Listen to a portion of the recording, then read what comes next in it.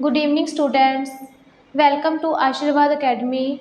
मैं उम्मीद करती हूँ कि आप सभी लोगों ने मैंने जो पहले ट्रिग्नोमेट्री करवाई थी आपको लास्ट वीडियो में, आप लोगों को अच्छी तरह से समझ आई होगी और आपने अच्छी तरह से की भी होगी। और आज मैं आपको फर्दर क्वेश्चंस करवाने लगी हूँ। Let's start.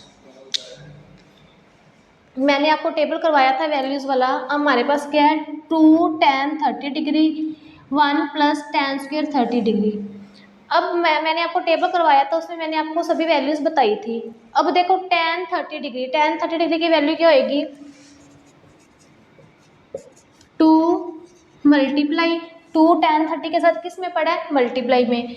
tan 30 डिग्री की वैल्यू क्या है, 1/√3 by 1 + tan square 30 degree. tan square 30 degree, tan 30 की जो वैल्यू होगी उसका आप क्या करेंगे, स्क्वायर करेंगे।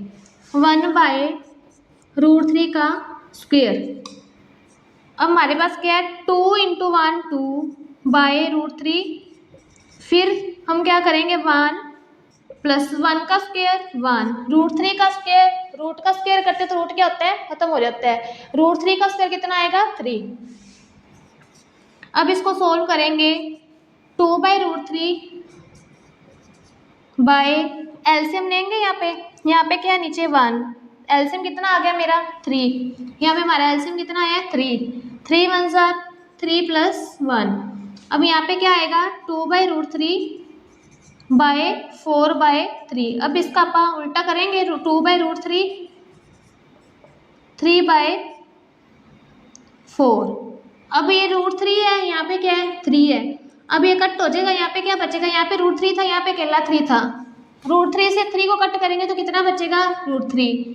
2 × 1 = 2, 2 × 2 = 4। कितना बचा हमारे पास, √3/2। अब आप लोग ना, हम लोग क्या करेंगे, ये हमारे पास ऑप्शंस दी हुई हैं, ऑप्शन में चेक करेंगे कि ये वैल्यू किसकी है। अब देखो tan 60 डिग्री की वैल्यू क्या होती है, आपने ऑप्शंस के नीचे इसके आंसर लिखो। tan 60 डिग्री की वैल्यू कितनी है, √3/2। अब cos 60 डिग्री की वैल्यू क्या होती है, 1/2।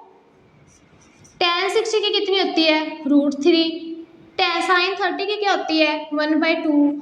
अब देखो हमारे पास क्या आया है, √3/2। हमारी ऑप्शंस कौन सी हैं, sin 60, cos 60, tan 60, sin 30। अब हमारा आंसर आया √3/2। किसकी वैल्यू आ रही है, sin 60 डिग्री की। तो यहाँ पे क्या आएगा, हमारे पास आंसर क्या आएगा, हमारा ए ऑप्शन, sin 60 डिग्री। ये किसकी वैल्यू है, sin 60 डिग्री की वैल्यू है, दैट्स आंसर। नेक्स्ट है हमारे पास 1 - tan square 45 degree 1 + tan square 45 degree. अब हमारे पास tan 45 डिग्री की वैल्यू क्या होती है, tan 45 डिग्री, tan होता है किसके बराबर है, sin/cos। तो अब टेबल में मैंने क्या करवाया था, sin/cos, साइन और cos की वैल्यू को करना है आप लोगों ने बाय में। अब मेरे पास 1 - tan स्क्वायर 45 डिग्री। अब tan 45 डिग्री किसके बराबर होता है, कैसे निकालेंगे वैल्यू, sin 45/cos 45 की वैल्यू को डिवाइड करेंगे तो हमारे पास क्या आएगा, tan 45 डिग्री की वैल्यू आएगी। तो क्या करूँगी, मेरे पास क्या होता है, tan 45 डिग्री 1 के बराबर होता है। 1 + tan 45 degree, tan square 45 degree, tan 45 degree कितना होता है, 1। ऊपर क्या पड़ा है, स्क्वायर, 1 - 1 का स्क्वायर कितना होएगा, 1।